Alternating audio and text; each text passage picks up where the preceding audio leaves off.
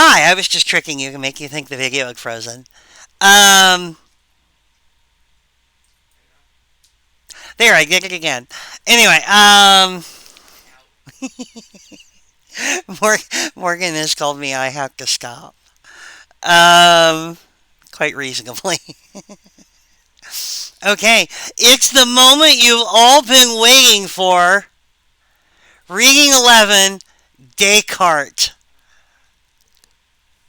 It was a pretty short reading, and the translation they did was pretty good, so I feel like it was readable.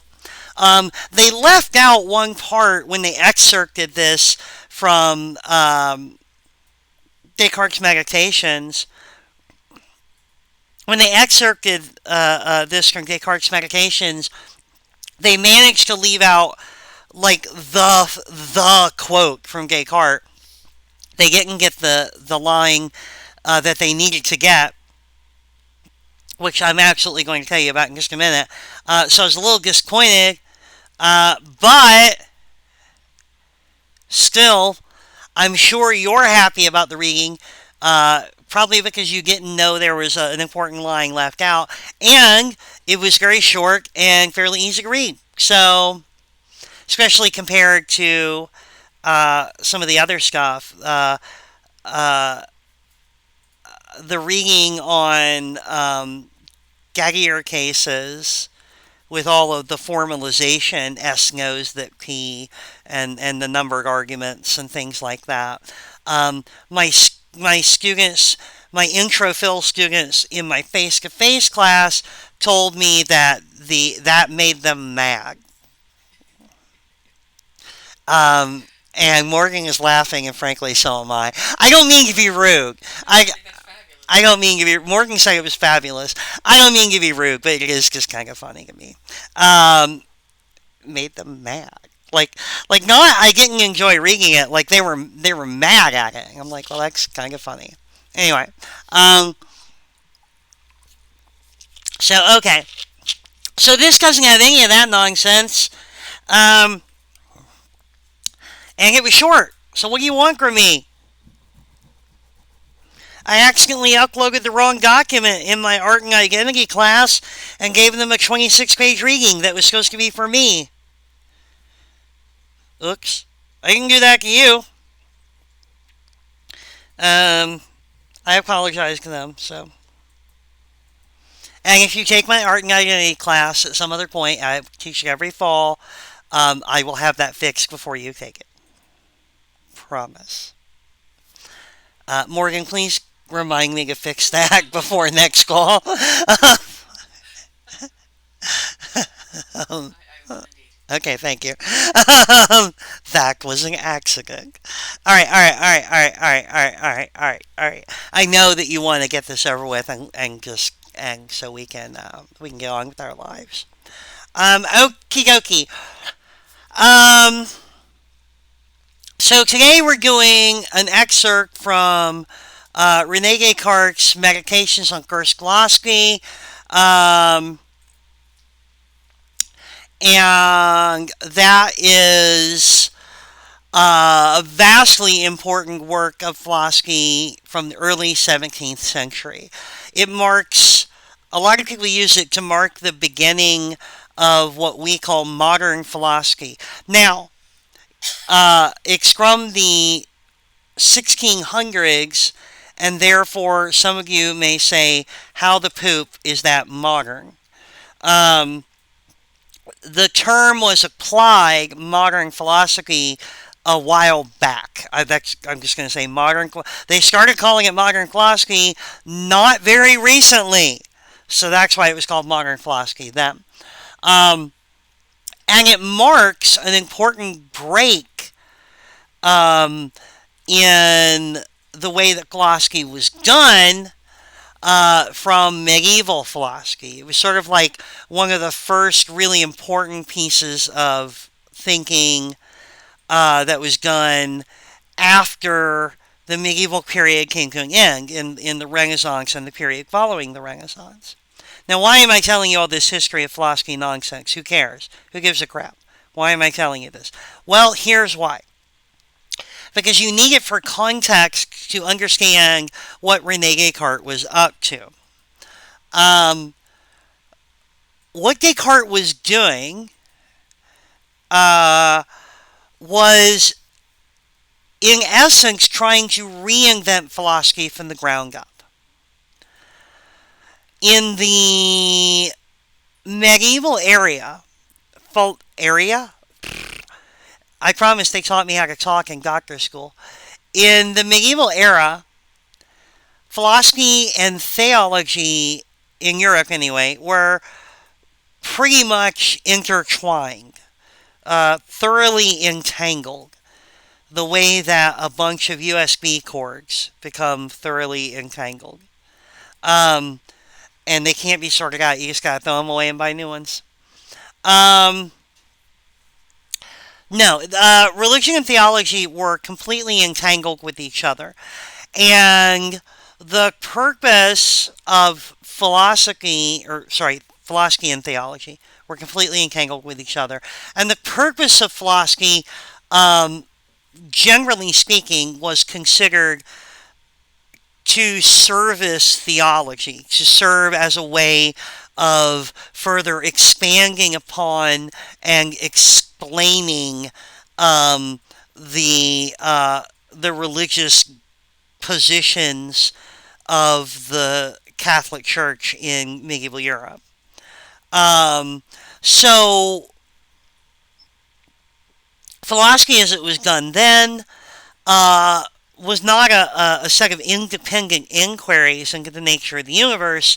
It was done under the auspices of a bunch of particular religious beliefs. And now we are in Descartes' time, they were in a period, um, 150, 200 years after the end of the medieval period is conventionally dated. The power of the Catholic Church has fractured. There's a lot of Protestant denominations everywhere.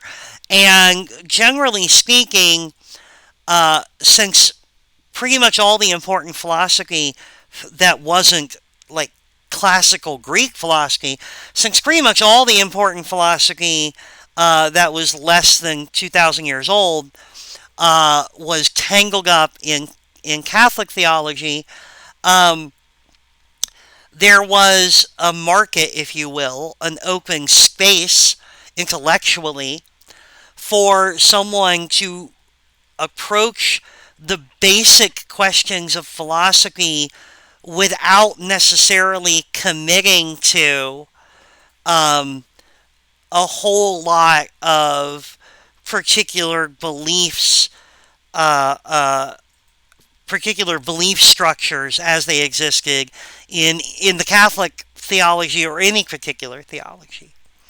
So, in other words, the time had come to take a fresh look with new eyes that to take a fresh look at these questions with new eyes and to discard a bunch of preconceptions, religious preconceptions particularly, about how to approach these questions.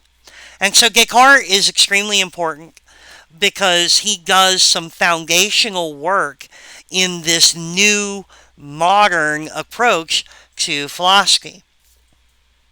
Okay, so that's what's going on. That's the context in which Descartes is operating.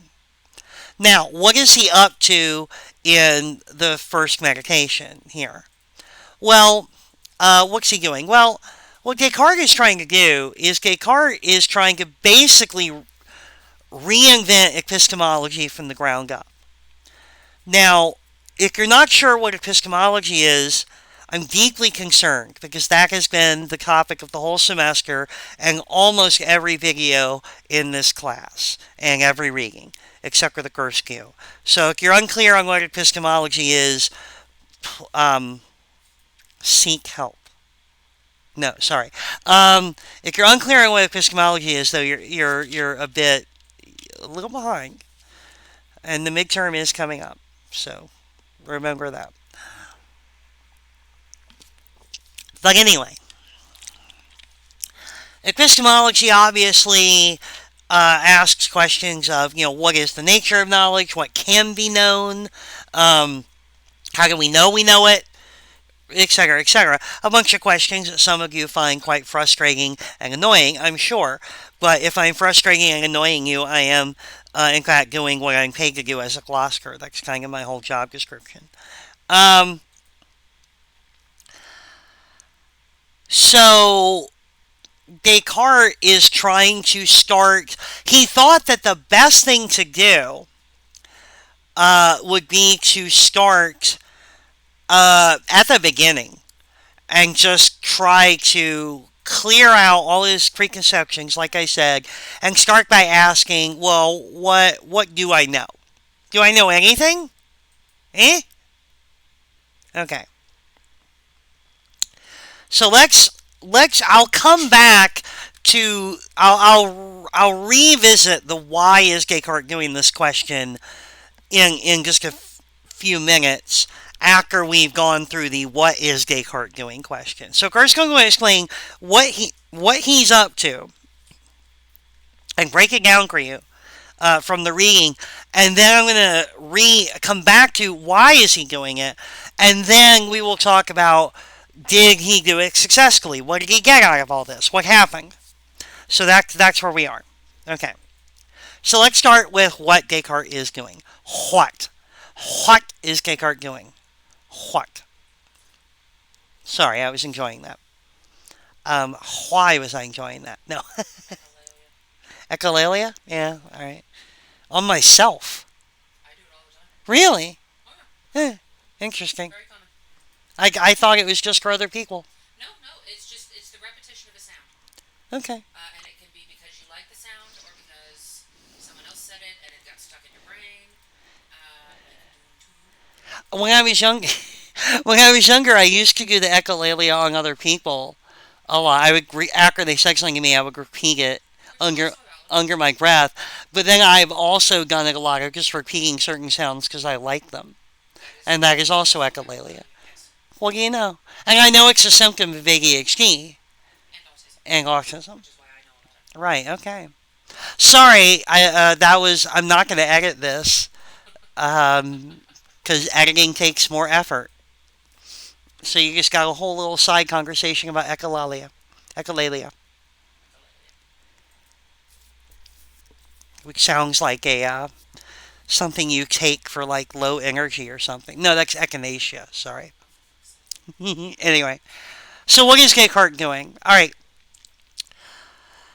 The first thing he does, or the first significant thing he does in the reading, after a little bit of prologue, is he starts to ask whether his senses are reliable. He points out, he says, look, my eyesight is often mistaken. And I'm not just talking about when I'm not wearing glasses. He doesn't say that, but I'm saying that. Even with perfectly functioning eyesight, you can still get things wrong all the time. You can see something in the distance, and maybe it's bigger than you thought it was, and therefore further away than you thought it was at first. Or maybe the opposite. Maybe it's closer than you thought it was, and smaller than you thought it was.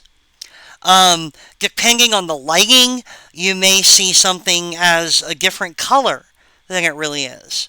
I can't count the number of times I've put on something that I thought was black, and I get outside and it's like dark blue, or maybe a very dark green. And that's infuriating to me because it super complicates my wardrobe choices. Just really annoying. It happens. It happens all the time. I thought I hear some. My hearing isn't great. I'm mostly deaf in one ear, and so sometimes someone will say something, and I don't hear it clearly at all. That doesn't mean there was anything wrong with them, right? With the noises they made. That means there's something wrong with my hearing. What Descartes is doing is he's saying that, look, it's not that the world is being ambiguous. Like, the noises the person made when they spoke are the noises they made. They're perfectly clear. Um, it's just that I didn't hear them right, or that it's not that that skirt isn't dark blue. It's just that I didn't see it right. I thought it was black, um, etc., etc.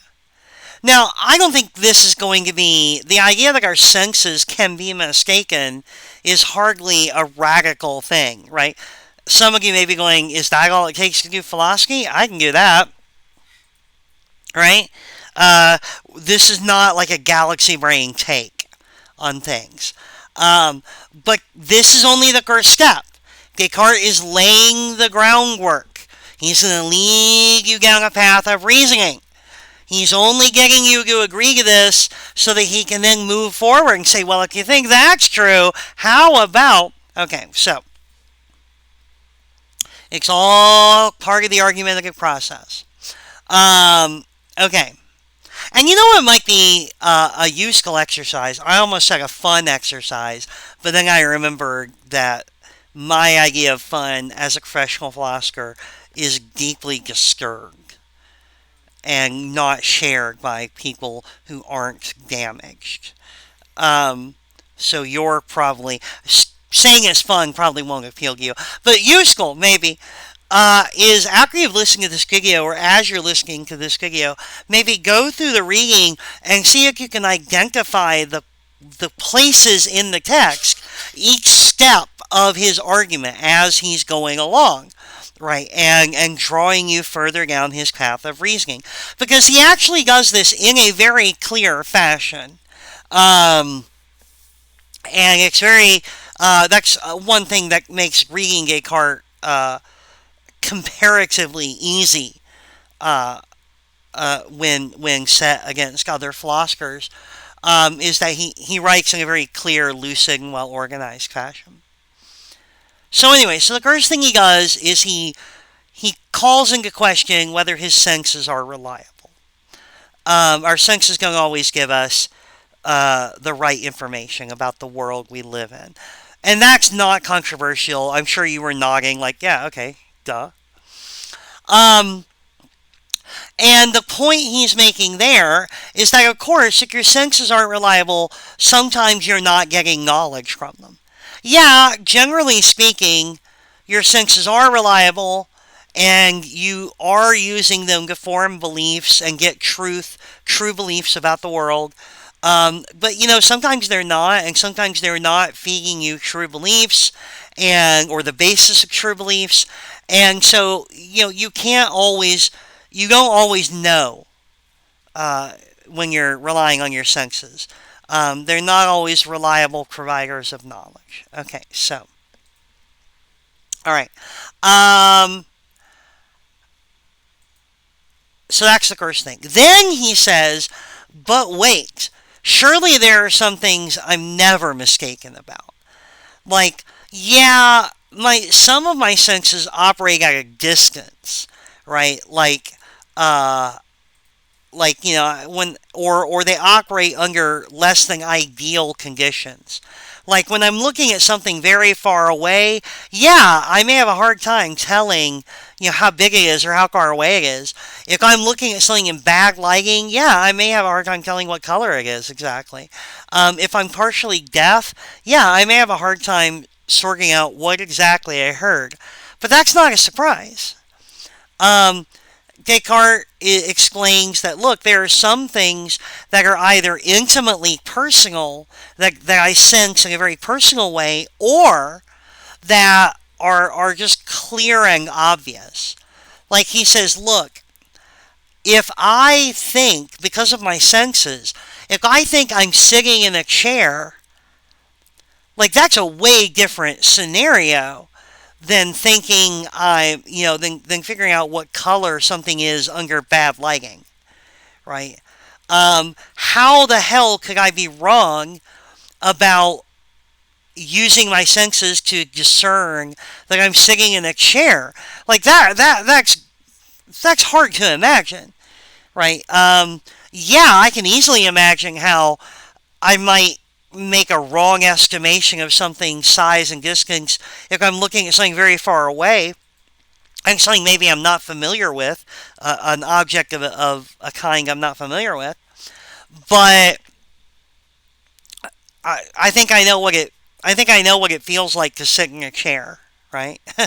I think I know. I think I know what it feels like. If someone pokes me with a pin, I think I know I'm in pain, right? I think I know. I think I know that I'm. I think I know that I've been poked with a pin, super hard to be mistaken. If I can see it, if I can feel it, I think I got that one. That one's pretty easy. If I'm sitting next to a fire, I don't mean like a house fire. I mean like one in a fireplace, a tame fire, if you will. If I'm sitting next to, well, look, there are wildfires. There must be tame fires, domesticated fires, even. All right. um, Pet fires. Okay. Pushing it. Morgan says I'm pushing it. Maybe. But if I'm sitting in front of a fire, it's hard to be mistaken about that. I can feel the heat. I can see it. I'm right there. Like that. That's okay. So Descartes says, all right. So maybe I've caused you to think that your senses are sometimes unreliable when you look at like edge cases or cases where there's some external factor, but surely your senses are usually reliable. And definitely there are certain kinds of things that your senses, like, it seems impossible to be mistaken about. Like, am I sitting down or am I standing up? Like, how the poo could I be mistaken about that? Okay.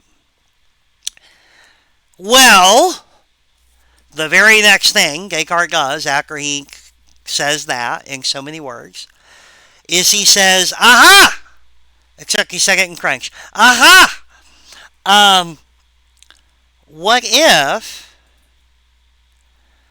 there were occasions when your senses, where your perception of reality was unreliable, even right down to basic shit.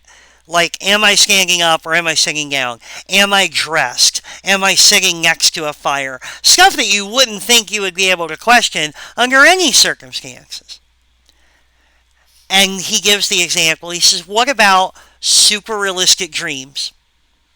Ooh. Have you ever had a dream that you woke up and were getting ready for your day and then the alarm goes off and you really wake up?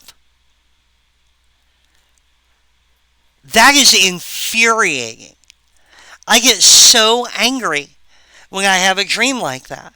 When I have a dream that I have gone to all the trouble of waking up and getting out of bed and doing shit, and then I find out I didn't even do any of that and I still have to get out of bed and do shit, that makes me angry. I am incredibly mad about that. Um,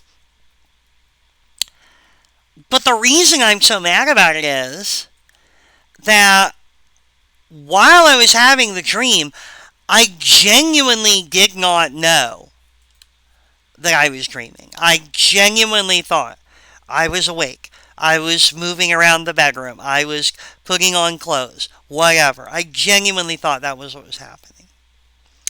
Um, Not every dream is like that. Sometimes you have dreams where, on some level, you know you're dreaming, right? They're very unrealistic, they're weird. But sometimes you have dreams that just feel completely real. And what Descartes points this out in order to illustrate that sometimes my perception, my perceptions can be fooled so thoroughly by a dream in this case. But they can be fooled so thoroughly that I am mistaken about even the basic things. Like, am I dressed or am I not? Am I standing up or am I laying down? Um, is it light outside or is it dark outside? Just super basic stuff. So he starts off saying, your senses aren't always reliable. And everyone goes, yeah, okay, no news there. But most of the time they're reliable. I can't be wrong about like super basic stuff. And then he brings up the realistic dreams. And he says, aha, you can be wrong about super basic stuff, buddy. It's unpleasant, but it can happen. And some of you may be saying, yeah, but only when you're asleep. And that doesn't really refute Descartes' point, because his point is, yeah, but you think you're awake, right? Like, you're wrong about your mind believes you're awake when you're not, believes you're believes you're standing up when you're laying down, believes it's light outside when it's dark outside. In other words, your mind can be fooled. Right? We might think it's rare, but it can happen. Okay. Um, Now, obviously, Descartes doesn't mention this, but there are other instances where this can occur. Um, there's a TV show I love called Parks and Recreation. And in one episode, the main character, Leslie Knope, has a really bad flu and is running a ridiculously high fever. Um, and she's a very go-getter type who doesn't want to admit that she's sick because then she has to slow down and not do all her work. And her friend, who is a nurse, is trying to convince her. Is trying to say, "Look,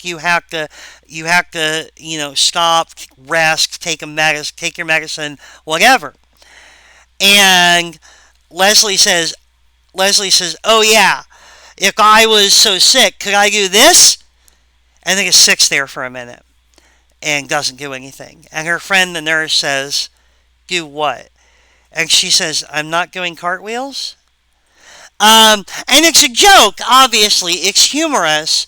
But you can imagine that if you're running a sufficiently high fever, you you could really have some serious hallucinations about what you're doing and not doing. You could be wrong about some really basic shit. If you're sufficiently drunk or sleep deprived or whatever, you could be completely out of touch with even the most basic stuff. So this isn't just something confined to dreams.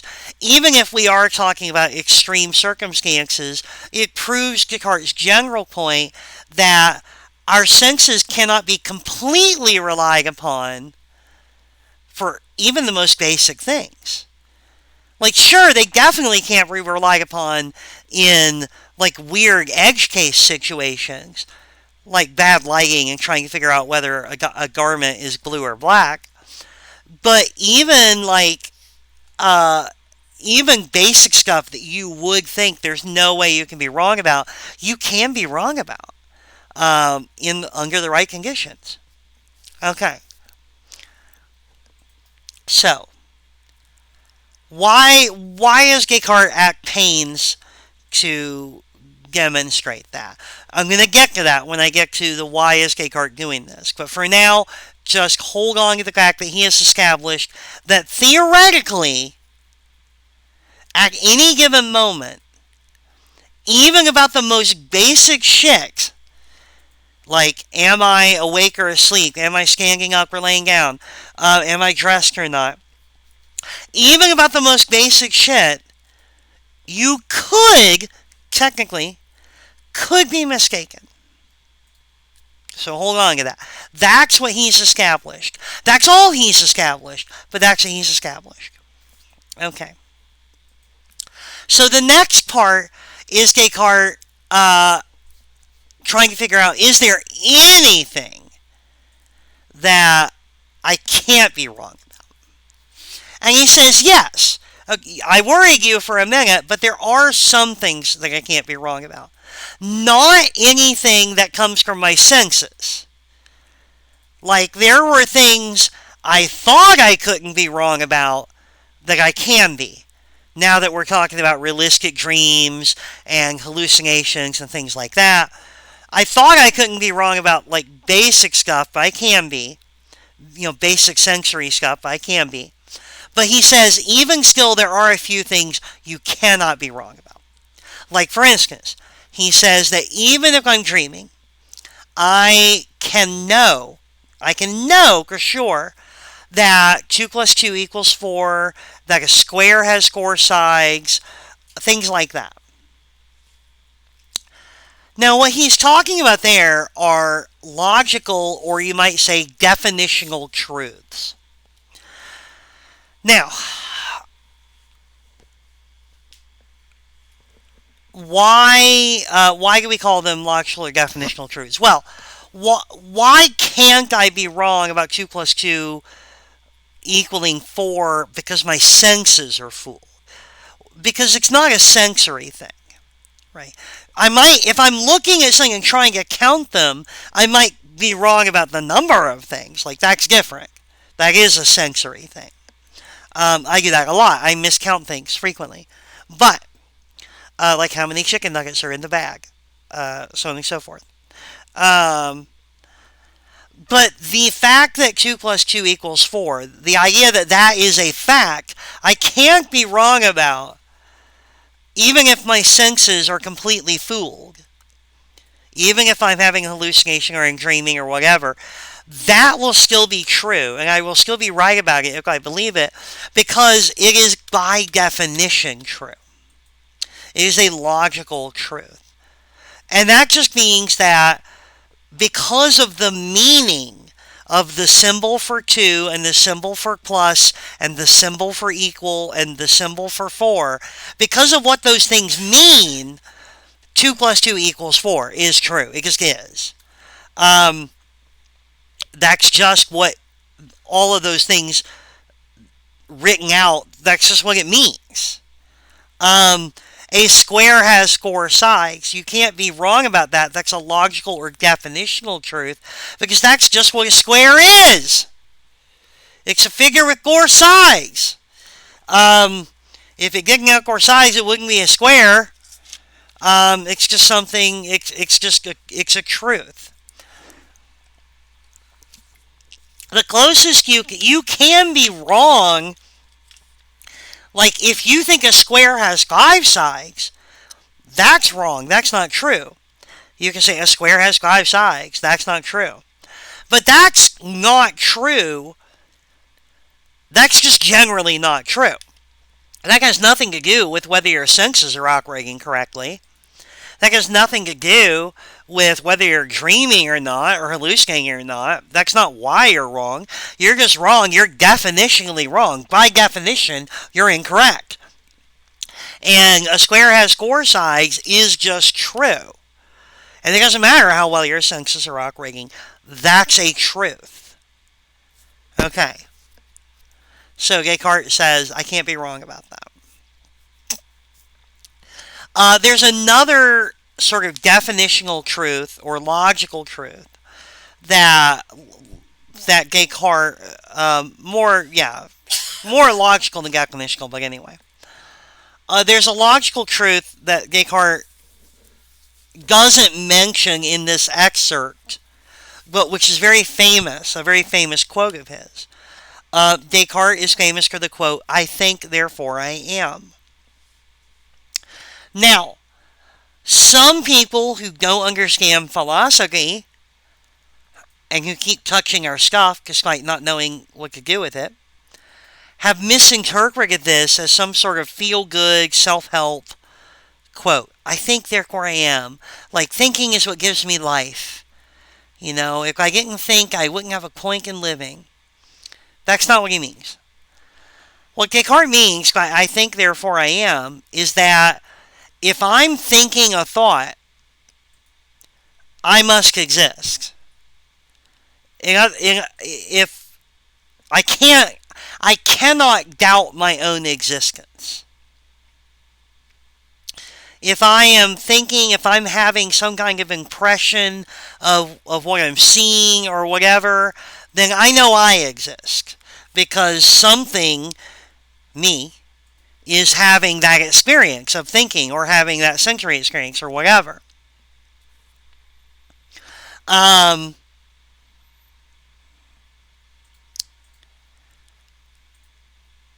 So even if you're just dreaming, like let's say you're having that super realistic dream, and you think you're standing up, and you think you're putting on clothes, and you think it's daylight outside, and none of those things are true. Everything you think is happening is false. It's dark outside, and you're not wearing clothes, and you're laying down, and all that. Everything you think is false about what's happening to you. The one thing that you know is true, that has to be true logically, is that you exist.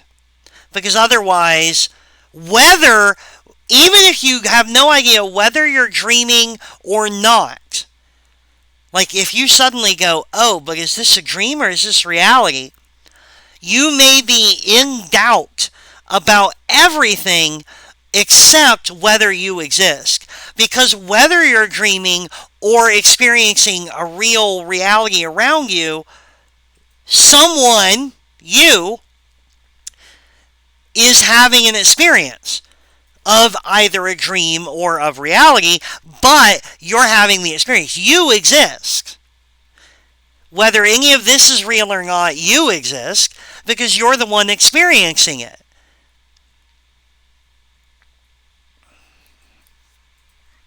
Does that make sense? Yes. Morgan says yes, so you're all obligated to think like Morgan. Um, anyway.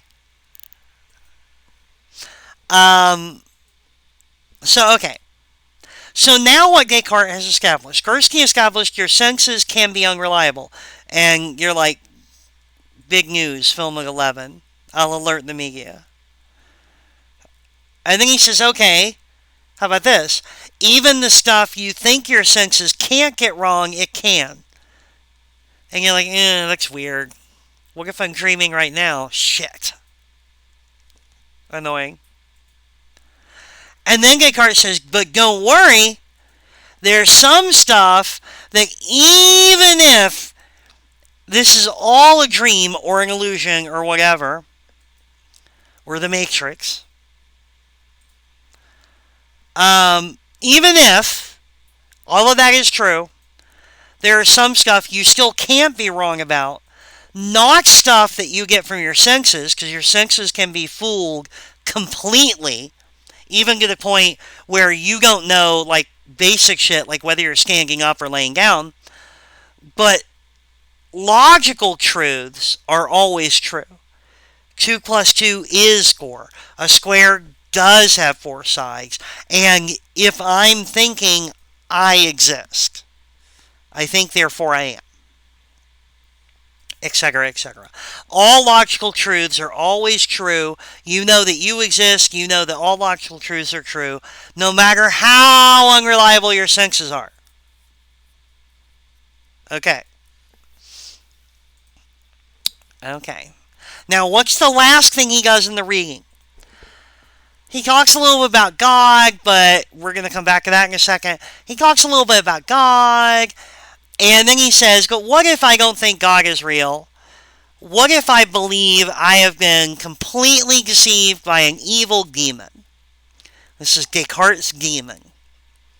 What if there's an evil demon with powers of illusion that has completely fooled me about everything? In other words, what if I'm living in a simulation? That's the modern version of this. What if I'm living in the Matrix? What if nothing is real? Now, that's where the reading cuts off. So, obviously, that's all we're ever going to say about Descartes, and I'm just leaving you there. No, I'm kidding. I'm kidding. I'm kidding. Now, if we did cut off there, like what if none of this is real? What we would be left with is the idea that there's a few things we could know, like definitional or logical truths, but most of the stuff in the world that seems like we should know, like am I wearing clothes? What color are my shoes? Um, am I in my apartment? Things like that. Do I have hands? Whatever. Like, most of the things we think we can know are really in doubt and maybe false. What he's establishing with the evil demon argument is that there are a few things that you can know undoubtedly. There's a few things you can know for sure, no matter what, no matter how completely deceived you are about the world around you and even the state of your own body, there are a few things you know. You know for sure. But that most of the stuff we would like to believe we know, uh, we suddenly have to wonder if we do know it. We have to question it. Now, this is what's called global skepticism, which is a sort of calling into question whether you can know anything really, or whether you can know basically anything. Because if we can't know, for sure, that's an equivocation. I'll come back to that in a moment. If we can't be sure of that we're really seeing the things that we're seeing, or that the world around us really is the way we think it is, even down to the most mundane detail, then we might therefore believe that we can't have knowledge. That knowledge, generally speaking, broadly speaking, knowledge is impossible. Okay. There's a couple of possible answers to this. I'm going to start with Descartes' answer, and then I'm going to gesture at some of the other answers. We'll get deeper into them as we go on. When we talk about Hume in the next video, and we talk about some of the other responses to skepticism in the video after that. So, okay.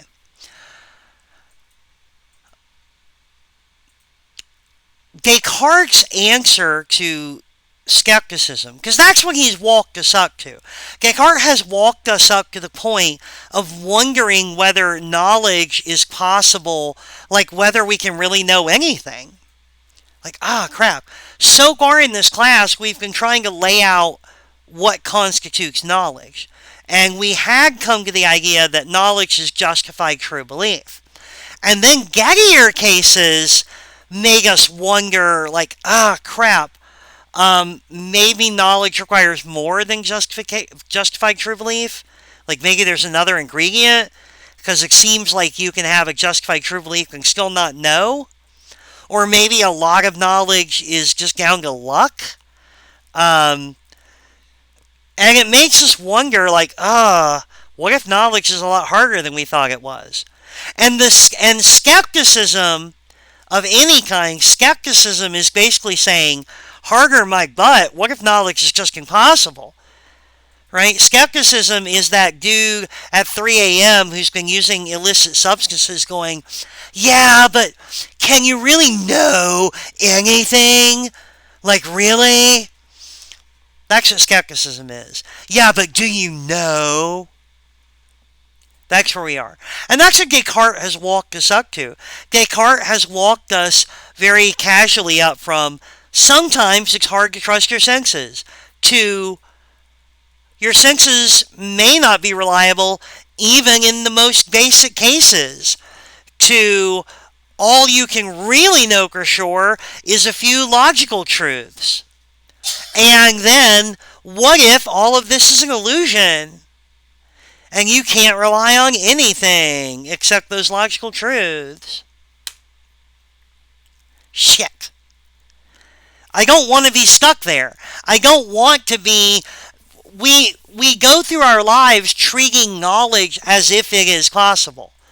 I don't know if we have a choice. I'll get more into that in a later video. I don't know if we have any option except to treat knowledge as if it's possible.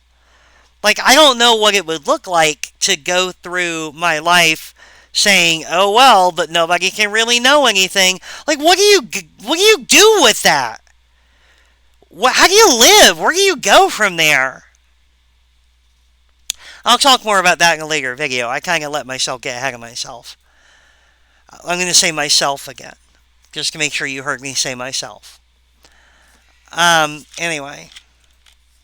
So Descartes has walked us up to this skeptical position. And then, after the reading cuts off, he tries to get us out of it.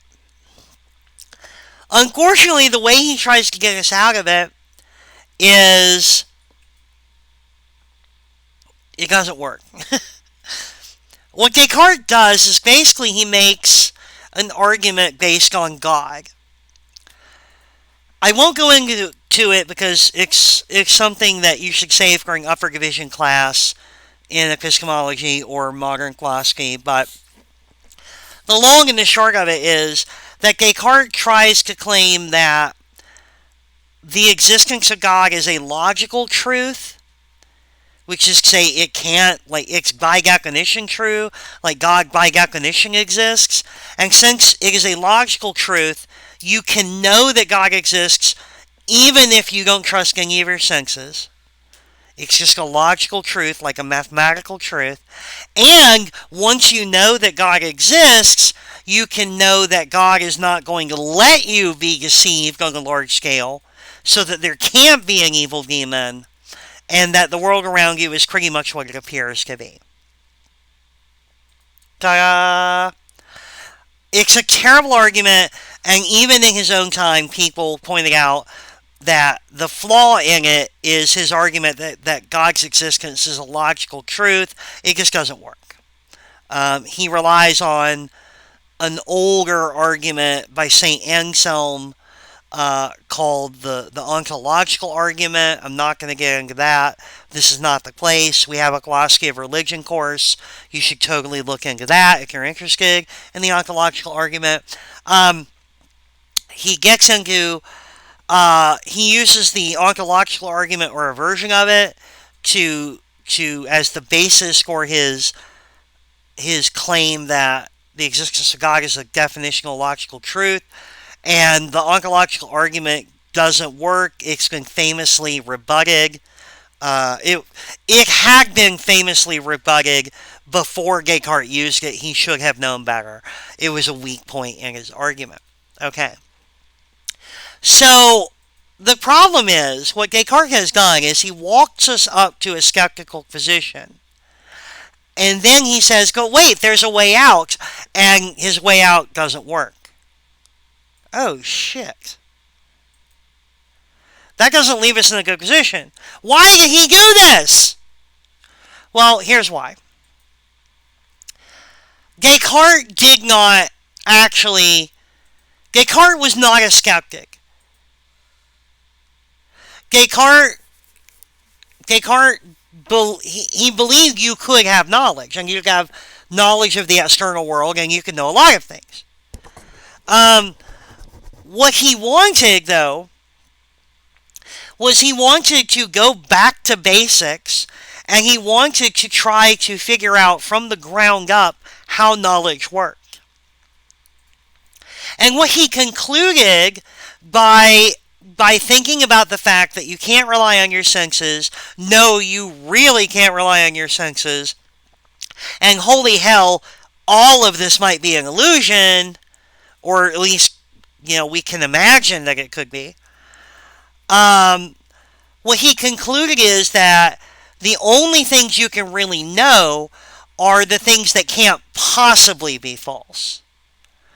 That knowledge based on probability, or maybe, or I think it's true, but it could be false, that's not really knowledge. That if you have beliefs based on that, they can't count as knowledge. In other words, what he was arguing is that you can form beliefs based on your senses, and those beliefs might be true, but they're never fully justified just based on your senses. So what he's doing is he's basing all of this on a concept of justification that requires that in order for a belief to be justified, it has to be the case that there's no way it could be false. That you can't have a justified belief that could be wrong. It has to ultimately reduce down to logical truths. Ugh. This is a position called rationalism. We'll talk more about it later in the semester. But for now, what you need to know is that the reason Descartes called everything into doubt was to refocus our attention on logical truths as the basis of all knowledge. Now, he failed to completely secure. He thought he had a way of saying, "Oh no, but I can assure you that the beliefs you have about the world around you are logical truths because of God." And that part failed. That did not work out. He did not get what he wanted there. Um, and other rationalist philosophers after him would try to repair his argument and be like, I think he was onto something. I think that it's definitely the case that a belief can only be justified if it could not possibly be false, but Descartes didn't quite get it right in his argument for why we think that and how most beliefs can be logically true, and I'll show you how. Um, I don't think any of them succeed because I think rationalism is banana pants, but you know, they definitely tried. Okay. Um, and we're talking guys like Leibniz and Spinoza and Malebranche and a bunch of other philosophers. The only thing they have in common is that I hate reading them. I genuinely do. I have a PhD in this stuff. That's something I need to clear up for you. I have a PhD in this stuff. There are philosophers I hate reading.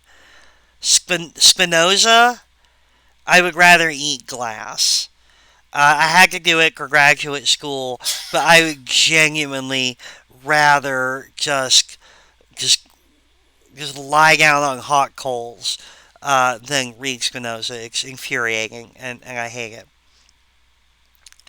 But anyway, so Descartes was not trying to convince you that you shouldn't believe in the world around you. In fact, he wanted to do the exact opposite. He wanted to he wanted to explain to you why you can believe in the world around you and why like what is the foundation, like what is the nature of your knowledge. Like you have knowledge of the world around you, and here's why your beliefs are justified, blah blah blah blah blah, logical truth. That's what he was trying to do.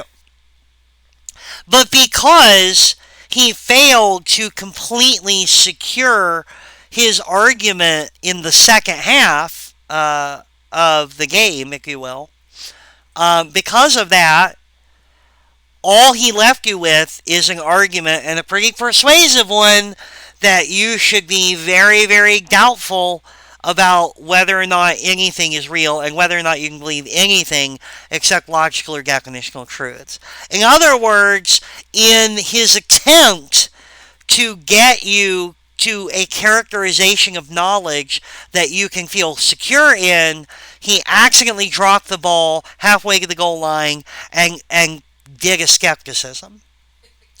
Um, that that amused Morgan for some reason. Uh, um, he did a oops, all skepticism. He did a skepticism.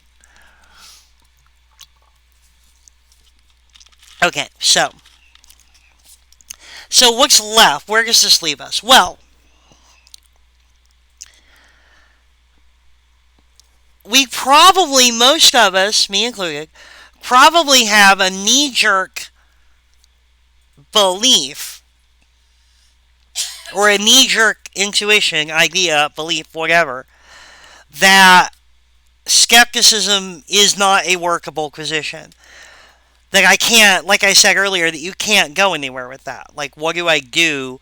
Like, even if I believed that it was not possible to have knowledge, or it was not possible to have reliable knowledge of the world around me, what the poop am I supposed to do with that?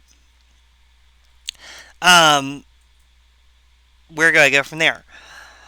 I think most of us probably have that sort of intuitive belief. Um, our first attempt to address that failed. Descartes was not trying to convince you not to believe in the world. That was just a step in his methodology for explaining how knowledge worked. He screwed up. He left us with a pretty convincing argument that we don't have certain knowledge of the world around us, and maybe we can't know anything, and that sucks, or we can't know very much, that sucks. Um,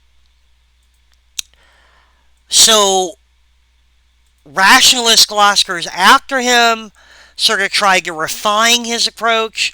Whether they succeeded or failed is up for debate. I think they failed.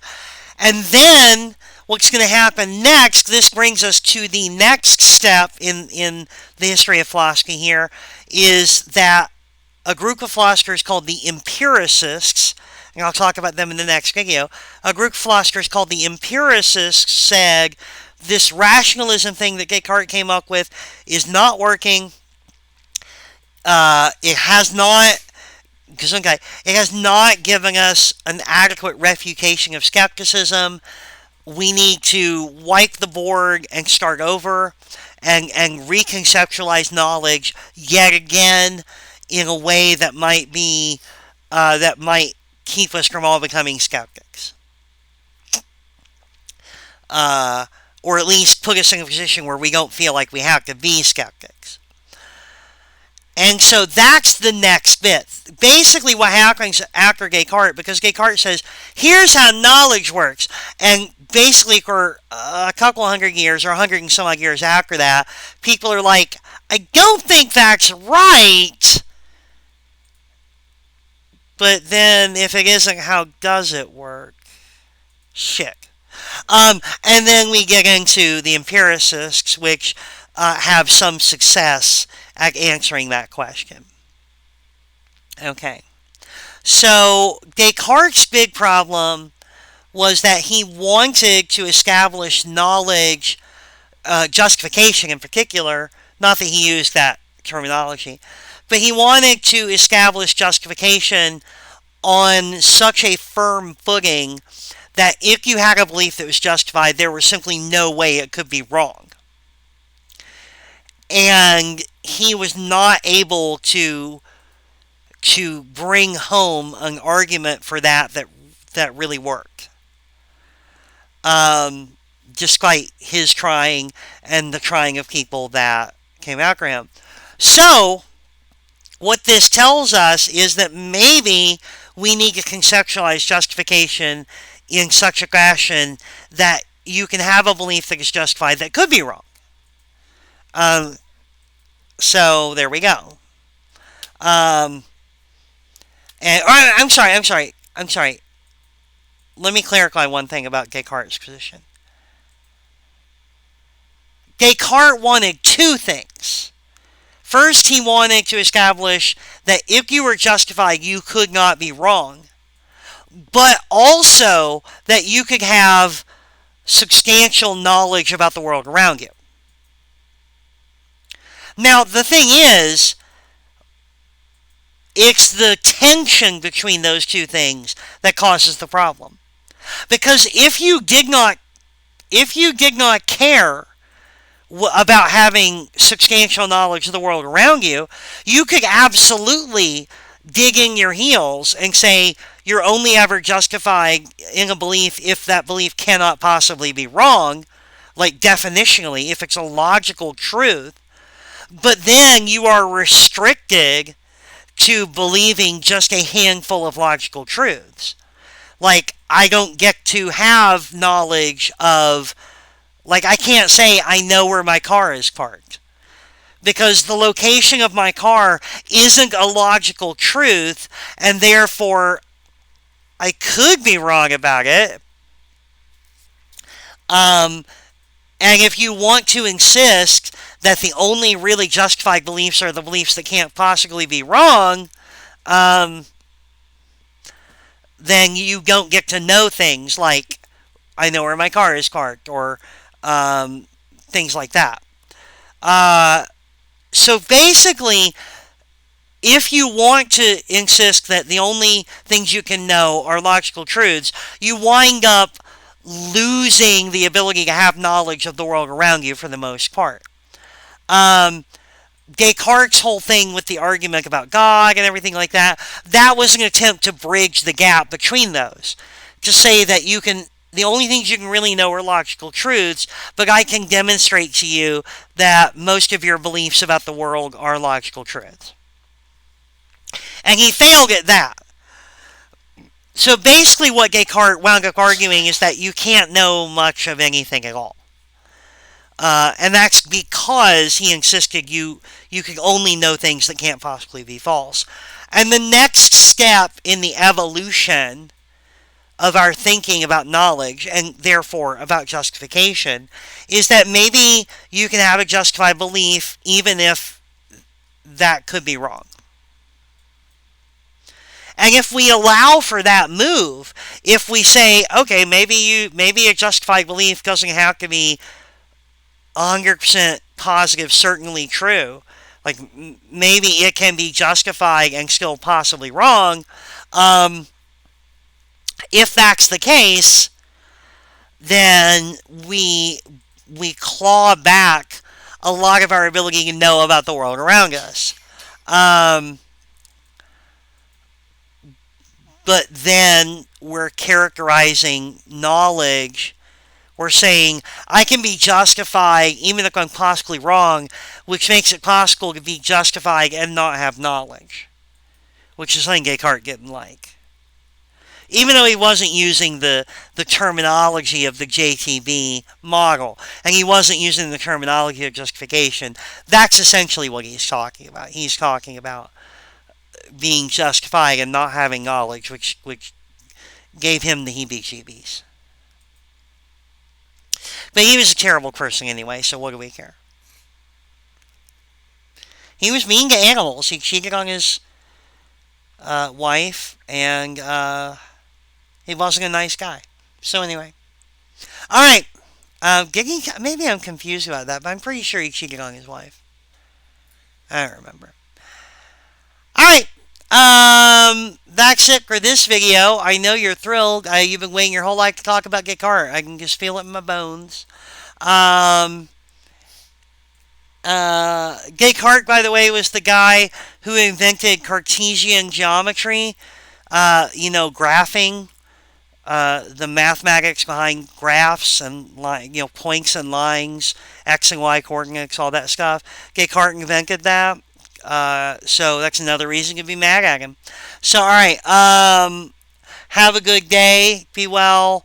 The next video will be up in the next, probably on Sunday. And that'll be on Reading 12. On Hume, on skepticism. David Hume, the great Scottish empiricist of the 18th century. All right. Have a good one. Bye.